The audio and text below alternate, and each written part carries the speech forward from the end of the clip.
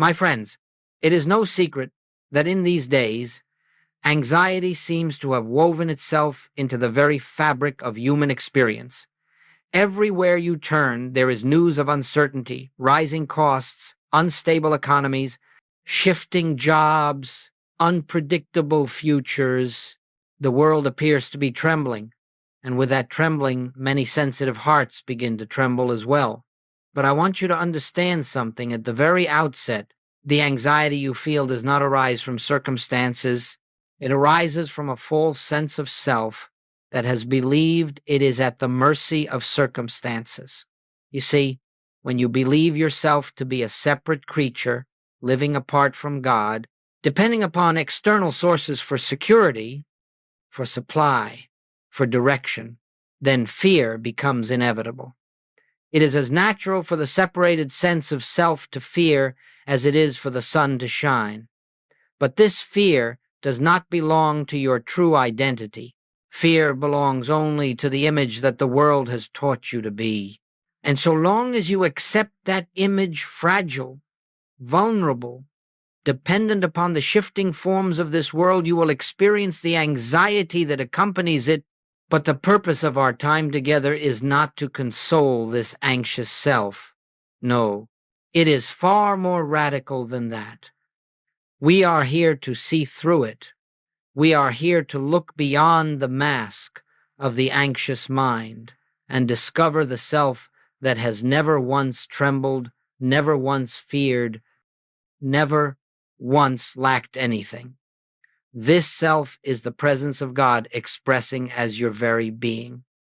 And when this is recognized, not believed, not affirmed, but recognized, the anxiety that seems so powerful loses its footing and dissolves like mist before the morning sun. So let us not begin by asking how to fix the problem out there. Let us begin by questioning the one who believes it is separate, threatened, and alone. For if we can touch even for a moment the truth of who you are behind the anxious thought, the entire structure of fear begins to crumble. And in its place, a peace that the world cannot understand and cannot take away quietly reveals itself.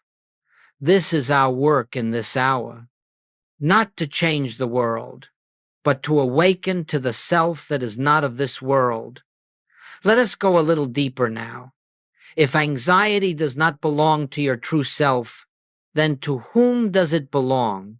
Joel Goldsmith often reminded us that the self which fears, the self which worries about tomorrow, the self which imagines itself threatened or abandoned, is not your real identity at all.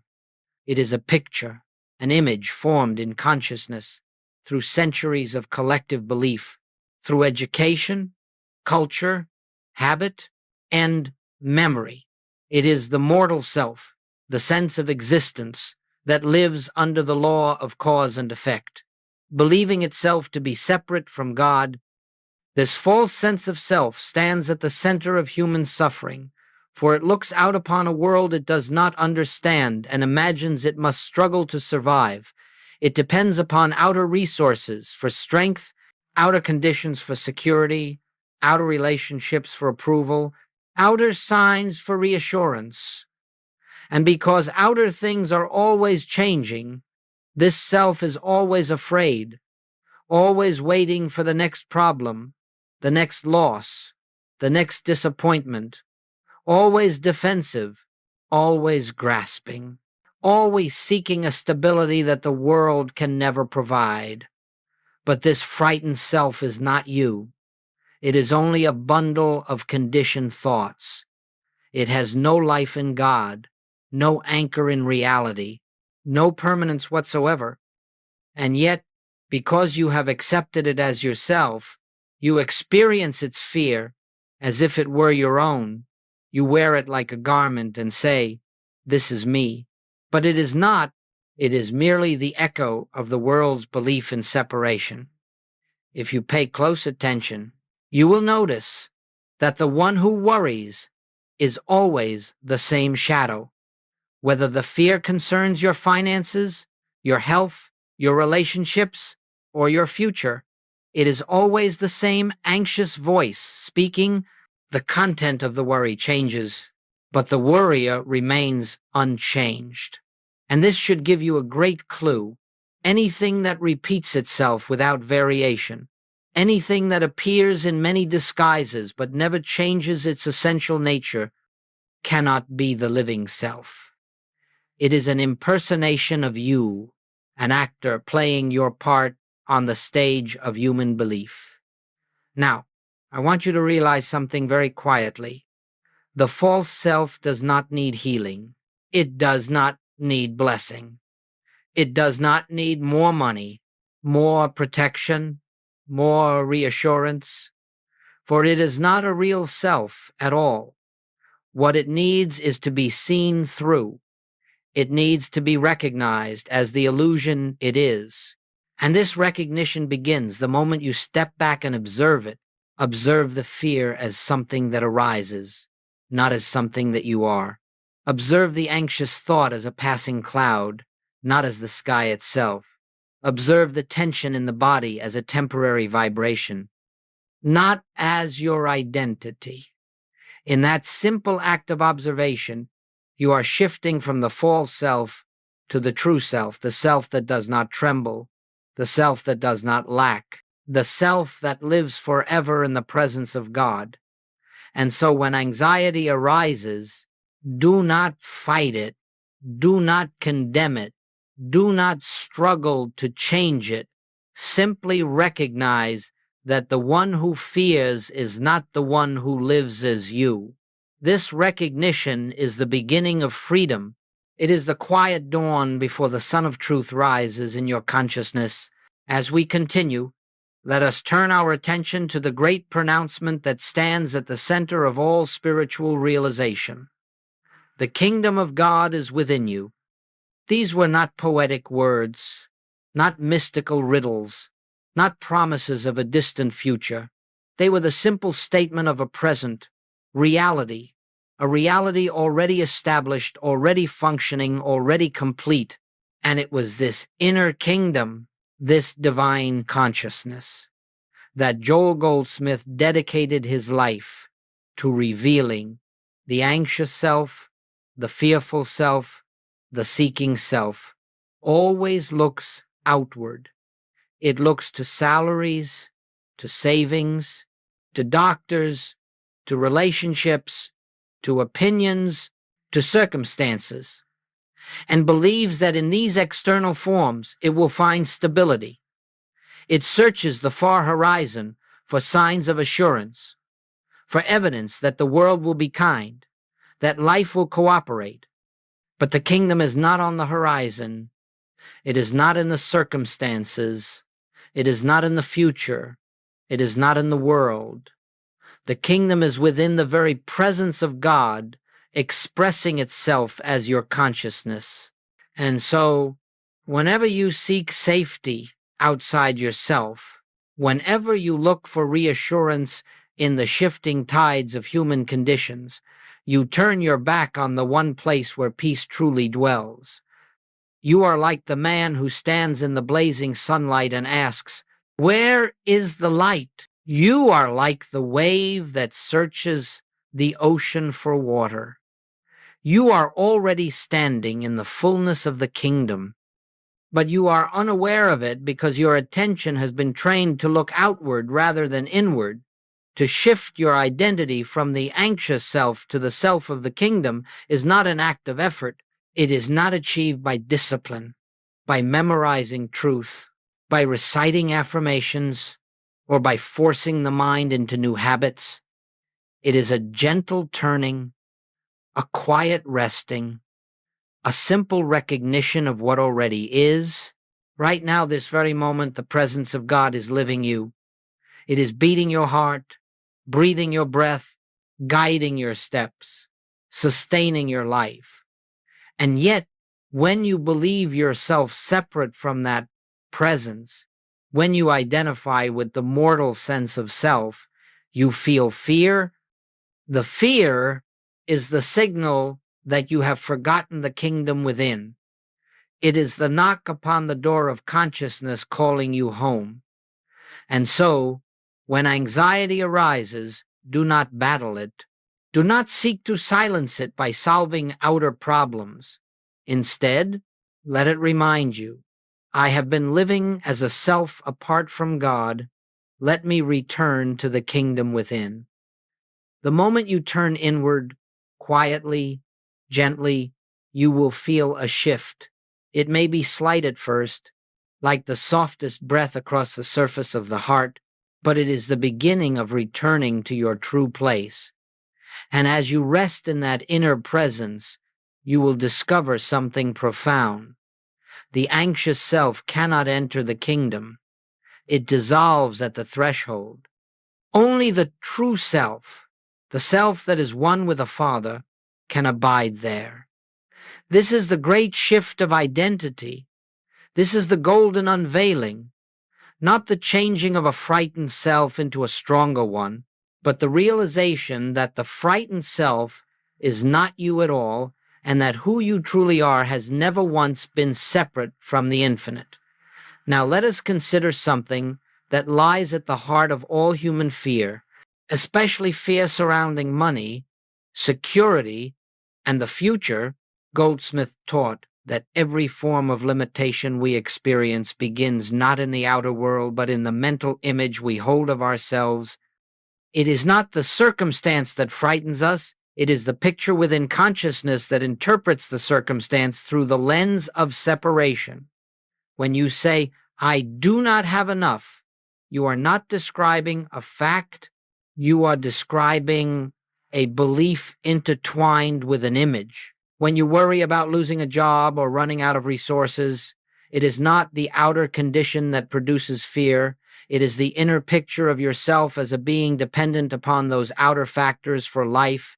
And because this picture is built from human conditioning, from the collective belief in separation, it always depicts you as incomplete, unsupported, and vulnerable. This is why fear continues even when circumstances improve. A person may receive more income, a new opportunity, a better position, yet the anxiety remains just beneath the surface. Why? Because the mental image has not changed. The external scene shifts, but the internal picture remains the same. Frightened figure, always waiting for the next loss, the next downturn, the next misfortune. The shadow survives even when the sun is shining. But here is the liberating truth. This mental image is not your true self. It is a construct of the mortal mind. It is the way the world has taught you to see yourself, not the way God sees you. And to the degree that you identify with this image, you will experience the fear that belongs to it. The spiritual path, as Goldsmith understood it, is not the process of improving the mental image. It is not about convincing yourself you are wealthy when you feel poor, nor about denying the appearance of need. It is not about manipulating thought in order to produce a better outcome. All such efforts only reinforce the belief that the mental image is real and must be corrected. No, the spiritual way is entirely different. It is the gentle recognition that the mental image is not who you are. It is the realization that behind every fearful picture stands the presence that is never touched by lack, never diminished, never threatened, never dependent upon external supply. As you begin to see this, you will notice something subtle. The fear is always directed at the mental image, never at the true self. For the true self has no awareness of lack. It lives in the fullness of the kingdom, where supply is the very nature of being. And when you shift your attention away from the image and toward the one who is aware of it, the fear begins to dissolve. Not because you have solved anything, but because you are no longer identifying with the one who fears. Try to observe this now. When a fear arises in your mind, perhaps about money, perhaps about the future, pause. Notice the picture. Notice how the mind projects a small, vulnerable figure standing alone in a world it cannot control. And then ask yourself, who is seeing this picture? Who is the witness? Who is the one behind the thought? In that moment of inquiry, you step out of the image and into the self that watches. You enter the kingdom within, and you will discover that the self which observes the fear is never the one experiencing it. It is untouched, undisturbed, whole. This is the beginning of freedom from lack, not changing the image, but withdrawing reality from it. Not fighting the fear, but recognizing that the one who fears is not the one you are. Let us now come to a point that stands at the very center of Joel Goldsmith's message, the practice he called recognition. If you truly grasp this, you will understand why fear dissolves effortlessly and why supply flows without struggle. Every spiritual tradition has its methods, affirmations, rituals, disciplines, techniques, and there is a place for these in the early stages of awakening. But Goldsmith saw that the highest spiritual life is not achieved through effort, it is revealed through recognition. Recognition is the quiet awareness of what is already true. It does not add anything, it uncovers. It does not strive, it sees. It does not attempt to change conditions. It beholds the reality behind them. And in that simple beholding, transformation occurs naturally, without human force. When you practice recognition, you are not trying to convince yourself of something. You are not attempting to rearrange the thought world or manipulate inner pictures. You are simply acknowledging that beneath the noise of the mind, beneath the surface of fear, beneath the shifting circumstances, the presence of God is already here, already functioning as your very consciousness. This is why Goldsmith taught that recognition is not a technique, it is a state of awareness. It is the acknowledgement that I and the Father are one, not as a theological statement, but as the living truth of your being. And once you begin to feel this, even faintly, fear loses its authority. For example, when an anxious thought arises, you do not fight it, you do not push it away, you do not reason with it. Instead, you step inward and quietly recognize this fear does not belong to the self that I am. The presence that lives as me is untouched. In that moment, the fear begins to fade, not because you have overcome it, but because you have withdrawn belief from it. You have recognized the one who stands behind it. And when a thought of lack appears, I may not have enough. What will I do next month? You do not attempt to imagine abundance or think positive thoughts. You simply rest in the awareness, infinite supply is my nature because I live in God and God lives as me. You are not calling supply to you. You are recognizing that supply is the activity of your own being. It cannot be added and it cannot be taken away. This is the great secret. The moment you stop trying to make truth do something for you, truth begins to reveal what has already been done. Struggle ends, effort ends, the anxious mind grows silent because it no longer believes it carries the burden of living. Recognition is not a practice you do for hours. It is a moment-by-moment returning, a gentle turning inward whenever fear tries to claim you, a soft remembrance that your life is the life of God expressing as individual being. You will find that as this recognition deepens, you begin to live with a new kind of peace, a peace not dependent upon circumstances, a peace untouched by lack or change. It is not something you manufacture. It is simply the natural state of the one who knows its true identity. Recognition transforms because it reveals, and what it reveals is the presence that has been with you from the beginning, asking only to be acknowledged. Let us move now into one of the most liberating discoveries you will ever make on the spiritual path. It is the understanding that all outer forms of supply are merely channels, while the true source of supply is the infinite, invisible, the presence of God within your own consciousness. Until this distinction becomes clear, you will continue to fear, because you will continue to look to the channel as if it were the source. Most of the world lives in bondage to channels. A paycheck appears, and one feels secure. The paycheck disappears, and one feels threatened. A business opportunity opens, and hope rises. The opportunity closes, and fear returns. Money comes in through one avenue, and confidence grows. That avenue dries up, and anxiety takes its place. But through all of this, the source has not changed. The infinite has not diminished. Only the outer channel shifted, and because the mind mistakenly worshipped the channel, it experienced the shifting as loss. But when you understand, as Goldsmith did, that the source of your supply is the very presence that lives you, a profound freedom begins to dawn.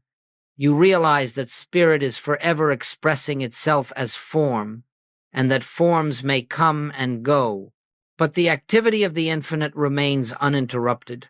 A job may disappear, but not your supply. A client may cancel, but not your source of income. A market may collapse, but not the abundance of the kingdom. Channels will change as freely as waves upon the ocean, but the ocean never changes. This is why Goldsmith often used the analogy of sun and rays. The ray does not depend upon the window through which it shines. If one window closes, the sun simply finds another opening. The ray is never cut off from the sun, because its life is the sun. And so it is with you. If you identify with channels, you will fear. If you identify with the source, you will rest. Living from inner supply means recognizing that everything you need already exists within your consciousness as the presence of God. Your task is not to attract it, not to manifest it, not to visualize it. Your task is to acknowledge the truth that your being is rooted in the infinite, and therefore no outer form can add to you or take from you. When this truth begins to live in you, you stop chasing opportunities. You stop worrying about outcomes. You stop tying your well-being to the ups and downs of the world. Instead, you live in a quiet assurance that whatever is necessary for the fulfillment of your purpose will appear at the right time through the right channels, without strain or fear, and you will discover something remarkable. When you are no longer hypnotized by the outer channels, new channels begin to open, channels you could not have predicted, planned, or forced. Supply flows not because you manipulate conditions, but because you are aligned with a source that never ceases to express itself. This is the beginning of a new way of living. It is not human living, uplifted. It is spiritual living, revealed. It is the life of inner abundance, expressing through outer forms, effortlessly, gracefully, in perfect order. And once you taste this freedom, you will understand why Jesus said, "Take no thought for your life." Your Father knows.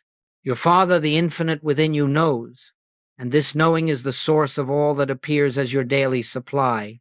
Now that we have begun to discern the difference between the outer channels and the inner source, let us turn to something that many have misunderstood: the nature of miracles. Most people hear the word miracle and imagine a sudden change in outer conditions, an unexpected payment, a healing, a breakthrough, a shift in circumstances so dramatic it appears supernatural. But in the consciousness of Joel Goldsmith, a miracle is never something that comes to you from outside. It is something that reveals itself from within. A miracle occurs when the illusion of separation dissolves. That is all. It is the natural activity of the presence, showing through the veil of the mortal mind. No pleading with God is necessary. No ritual is required. No technique will force it. The moment the false sense of self falls away, the infinite harmony that has been present all along becomes visible as form. This is why Goldsmith often said that we do not demonstrate anything. We do not demonstrate health, abundance, or harmony. We merely recognize the truth, and the truth demonstrates itself. The moment you stop trying to get something from God, the moment you stop attempting to correct error through mental effort, the moment you rest in the awareness of your oneness with the Father, miracles unfold, not because you cause them, but because nothing is blocking their natural expression. Consider how this looks in daily life. A person who has been struggling financially for years suddenly experiences a shift not in the outer world, but within themselves. They stop identifying with the anxious self. They stop begging for supply. They stop chasing outcomes. They become still, and in that stillness, they recognize the life I live is the life of the infinite. I cannot be separate from my supply. Very quietly, something changes. Fear begins to lose its grip. Restlessness fades. A sense of sufficiency rises, not because the bank account has changed, but because the inner image has. And then, without planning or manipulating, opportunities appear. New channels open. Unexpected support arrives. People step forward. Circumstances align. But remember, these outer events are not the miracle. They are simply the form that the miracle takes. The miracle happened the moment you shifted consciousness. Everything else was just the natural outworking of that inner transformation. The same is true for healing. A person may carry fear in their body for many years. They try affirmations, treatments, disciplines, hoping to change the condition. But the fear persists because they are still living as the one who is separate from life. Then one day, perhaps in a moment of deep quiet, they stop resisting. They stop asking. They stop trying to change anything. And in that surrender, they feel even for an instant the presence of God within them as their own being. Nothing dramatic happens on the surface, yet something profound has occurred, a shift, a release, a recognition. And in the days or weeks that follow, the body begins to respond, the condition fades, strength returns, harmony reappears. But again, the healing is not the miracle. The recognition is the miracle. The healing is simply the visibility of the truth that was always present. This is why anxiety melts away when you turn inward. Fear has no root in the true self. It only survives in the mental image. And the moment the image is dissolved through recognition, you begin to live from a different center. Instead of reacting to appearances, you rest in the assurance that everything necessary for your life is already contained within your consciousness. When you know the truth of your being, outer conditions adjust themselves automatically. You do not make them adjust. You do not push them. You do not pray for them. You simply live in the awareness that the infinite, invisible, is your supply, your life, your intelligence, your guidance. And in that awareness, miracles are not events, they are the natural rhythm of your existence. This is why Goldsmith taught that the spiritual path is not a path of getting, but of seeing. Seeing who you truly are, seeing the presence at the center of your being, seeing that nothing can be added to or taken away from the infinite. And when this seeing becomes your way of life, the miraculous becomes ordinary. Let us now bring these truths into the rhythm of daily living, for the spiritual life is not measured by moments of inspiration alone, but by the quiet continuity of recognition throughout the ordinary movements of the day. Joel Goldsmith never asked us to retreat from life. Rather, he taught us how to walk through each hour with the awareness of the presence, until the presence itself becomes the only life we recognize. Every day offers countless opportunities to choose between the anxious mind and the inner kingdom. And it is in these small, seemingly insignificant moments that consciousness is transformed. The way you begin your day, the posture you take before your work, the attitude with which you approach decisions. These are the places where the false self is either reinforced or dissolved. So let us consider a simple rhythm, not as a technique, but as a way of remembering, a way of returning to what is true. First, the morning recognition, before the world's noise touches your mind. Before you reach for your phone or list the tasks awaiting you, take a moment to be still. Not to pray for anything, not to ask for guidance, not to prepare for the day's challenges, but simply to acknowledge, I live in the presence of God, and the presence of God lives as me. This single recognition, held quietly even for a breath, establishes your day upon a foundation no circumstance can shake. You are not a mortal waking up to face a difficult world. You are the infinite, expressing through an individual form. Second, the midday pause. At some point, perhaps while waiting in line, walking to your next task, or sitting in a moment of silence, stop for 10 seconds. 10 seconds is enough. In those 10 seconds, withdraw your attention from the passing scene and turn inward, not to fix anything, not to solve anything, but to remember the presence goes before me, the presence works through me, I do nothing of myself. This simple pause breaks the hypnotism of the world. It loosens the mind's grip on fear. It reminds you that you are not the one striving to make life work. Life is living you. Third, the evening release. When the day is closing, do not carry its impressions into the night.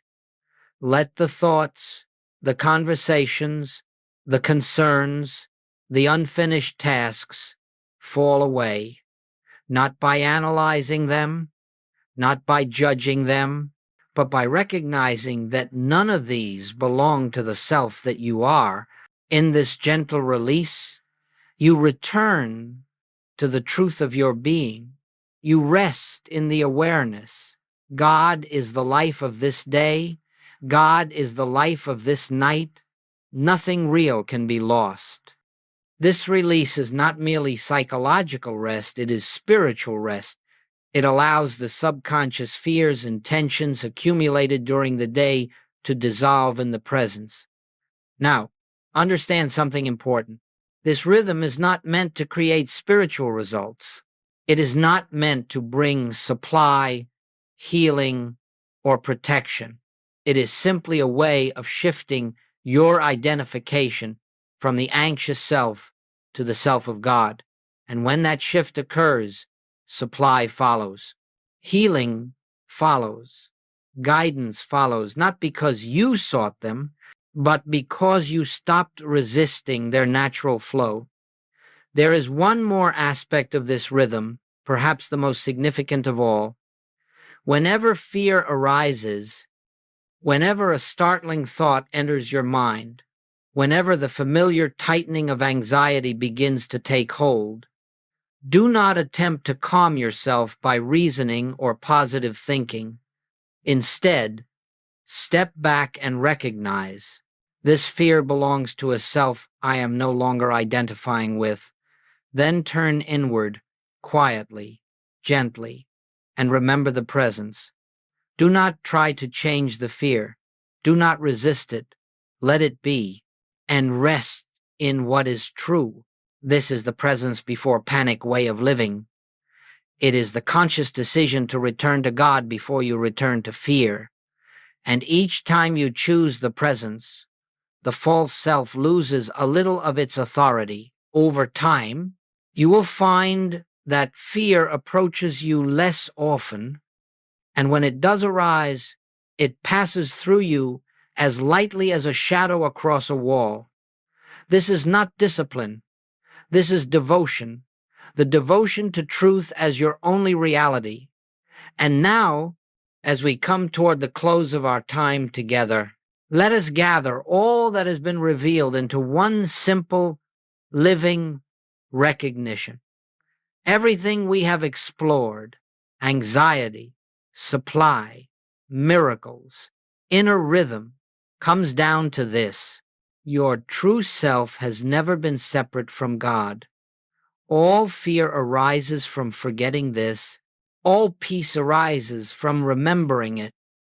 You do not need to fight the anxious self. You do not need to improve it, purify it, or make it worthy. That self is not you. It is only the shadow cast by the belief in separation. The moment you turn from it, not through effort, but through recognition, you discover the one who has been present all along, the self that lives in the kingdom and expresses the kingdom. The presence within you is not something you must seek. It does not appear because you practice long or pray intensely. It is here because it is your very being. You cannot escape it any more than a wave can escape the ocean. Your task is simply to acknowledge it quietly, sincerely, without strain. In this awareness, you begin to understand that there was never anything to fear. There was never anything to lack. There was never anything to chase. The anxious mind was living its own dream of isolation, and you mistook yourself for the dream figure. But now you are awakening. Now you are remembering. Let this remembrance deepen until it becomes the foundation of your life. I live, yet not I. The presence lives as me. Rest in that. Let that be your prayer, your meditation, your peace. Let it guide you. When circumstances appear uncertain, let it steady you when the world trembles. Let it silence the inner storm without a word. For the kingdom of God is not a future event. It is not a reward. It is not a place to reach. It is the inner radiance of your own being, shining quietly beneath every thought, every breath, every moment of your life. And when you return to that kingdom, when you rest in that presence, you discover that the whole purpose of the spiritual path is simply to be what you already are. So let this truth go with you now, not as an idea, but as a living realization. Wherever you walk, the presence walks. Whatever you face, the presence faces. Whatever you need, the presence provides. And whatever you fear, dissolves the moment you turn inward and remember, I and the Father are one. There is no separation. In that recognition, your search ends, and your real life, your life rooted in the infinite, begins.